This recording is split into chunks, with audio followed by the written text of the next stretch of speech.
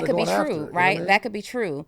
But not going to get a job then could be the consequence to you not having goals, targets, and taking action. Mm-hmm. Like if you're like we're in a day and age, it just does not make sense for you to be in financial turmoil because your pride says, I don't want to work a job. Now, if there's something different, you can't get a job, you're dealing with a health issue, a handicap, you've got more kids than the job would, cover. Like it just doesn't make sense for you to work the job because how much it would take for you to put the babies in daycare, it just doesn't offset each other well. If you can't get a job or it doesn't make sense, that's one thing. But for all of you able-bodied people, why choose financial turmoil? Those same targets David's talking about, you can still hit those targets. You can go get the job, say, you know what, I'm going to give myself 90 days of paychecks, create this target, and if I hit this target 90 days in a row, then I have a baseline to measure from and I can leave the job.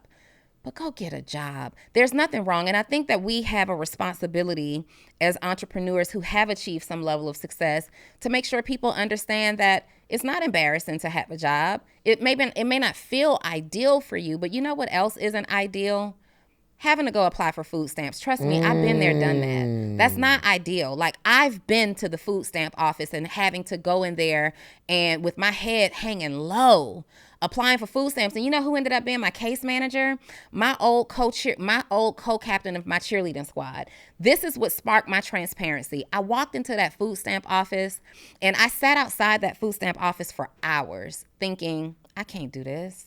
I can't go get food stamps. Like I'm better than this. I can just but nah, I moved back in with my mom who was at the time struggling too. I wanted to be able to create some type of opportunity to contribute. So I went in there and my caseworker calls me back and it's freaking Pam Jones. Pam Jones and I were the co-captains of our cheerleading squad in high school. Now, I think in high school, I was like the president of the Future Business Leaders of America. Like, I'm supposed to make it. I'm supposed to do well. Pam Jones is living her life. She's married. She's got the cars and the house. And shout out to Pam. In that food stamp office, it's too late to turn back around now. My pride said, don't do it. But my stomach and my daughter in the refrigerator said, you need this. I was afraid, though, that Pam would beat me to telling my story. She's going to go back and tell everybody, y'all, Donnie was in the food stamp office today. She was in the food stamp office doing what she needed to do to feed her daughter, and she should be embarrassed by that. She never did that to my knowledge. I didn't give her the opportunity to because I went immediately to Facebook after having that experience. Facebook was the platform of choice at the time, and I decided that I'm going to beat her to my story. I don't know that she ever told it.